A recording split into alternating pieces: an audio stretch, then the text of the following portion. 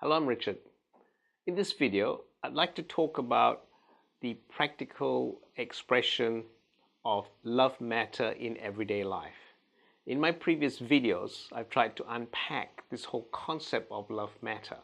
And love matter is the light of your soul bringing oneness to all that is as the vitality of your being is evolving back to love, which is a very encompassing cosmic perspective on love. Matter is the manifesting actualization of the transcending transmission of energy in your reality. Now that's a real mouthful, and what it really means, it's the divine expressing itself as love moving through the duality and polarity of life through matter and coming back to itself. Now again, that's really esoteric, but what does it mean in everyday life? So here's what love matters means in everyday life. And this is where love matter matters, and whatever is not love matter does not matter. So here's some examples. Expressions of love. So these poignant, powerful times where there is an interaction of expression of love from one person or one group to another. It's a powerful resonance of love matter, particularly when that love is pure and unconditional. The caveat here is that when any expression of love has a condition attached to it, meaning there's an ulterior motive behind it, then it's not love matter. So another test of love matter is to ask this question: is there any ego involved? If there is any ego involved, it is not love matter. Because when you look at the word ego, E-G-O, a cosmic definition perspective of ego is expressing a gap in oneness. So anything that breeds separation is not love matter. And we see in our lives today many things that drive a wedge between people, that polarize people, that bring separation. So anything that does that is not love matter. So expression of love that brings people together, that is powerful, that is poignant, is love matter. And then forgiveness. Forgiveness is very powerful. When people have offended one another, where they're able to let go of the past.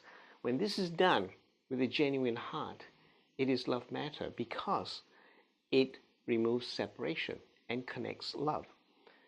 And the thing about forgiveness is that it has to be genuine. Genuine meaning that it must transcend the mind, the heart, the emotions, and into the spirit. And once you're able to go through forgiveness at those three levels, it is complete and powerful as an expression of love matter. Then we have family meals and celebrations. Most cultures on the planet have a ritual whereby the meal on the table is a sacred event, and it is a sharing of love, because food is energy and nourishment for the body as love's signature from the sun. And so when you have a meal made in love and you have a banquet spread before you where you have members of the family or a group or a tribe of people sharing in this meal, and this meal is something that brings people together, and there is a celebration around it and a spirit of oneness, this is love matter. And when you have this done and happening at a powerful level, it transcends money, wealth, and all the things that the world can give you. So this is a very powerful aspect of life that is love matter. Then the next one is teamwork. Now let me explain what I mean by teamwork. Teamwork is when people work together for a common cause. And when you work together for a common cause, there has to be a lot of sharing, working together, integration, and expression of love, breaking down of boundaries, and coming together as one. And so the whole process of coming together as one for a common cause in teamwork is love matter. And it's even more powerful when that teamwork ends up in the achievement of a powerful goal. And then the celebration, the joy expressed during that event is immense. Next one is children. This is what is the core of many families. They bring love into lives of parents.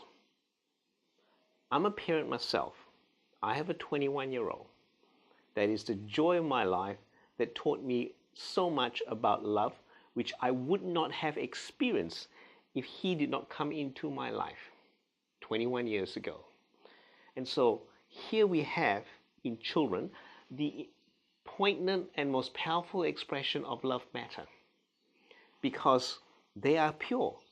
And when you bring them up and you see so many magical moments and events, and you are part of their journey growing up, it is the most powerful of love matter that we can have on this planet. The next one is connection with nature. When you sit out in Mother Nature, in a field, by a lake, on a mountain, by a river, whereby you can simply immerse yourself in the beauty of surroundings and everything else, that is love matter. When you can become at one with your environment and everything around, and let the energy of the surroundings, the environment, flow through you. Then the last one I've got here is spiritual gatherings, festivals, retreats, expos, and these kind of events where numbers of people come together and they share a common bond and a journey. And then they move from where they are, they come together in oneness, they can have this amazing mountaintop spiritual experience. And so this is where love matter is expressed. Now this list is not exhaustive. There are many other things that flow in this list. However, I did this just as an example of how people can see love matter in everyday life. Now, when you look at each of these events and what happens here, you can actually look and see the different levels that you can get to in terms of expression of love matter. So just because you have a nice meal celebration with family doesn't mean that you experience the fullness of love matter, because it depends again on the state of vibration of the people around. So the state of vibration of the people around will actually determine the level of the resonance of love matter. So that's another topic. The issue with the resonance of love matter is that you cannot measure it. There is nothing to measure. You can kind of go on feelings. However, the best measure of love matter expressing in your life is to look at the results in your life going forward. And so, love matter, what do you do? First of all, look for expressions of love. Secondly, look for moving away from separateness into oneness. Thirdly, look for connection with the divine on all aspects.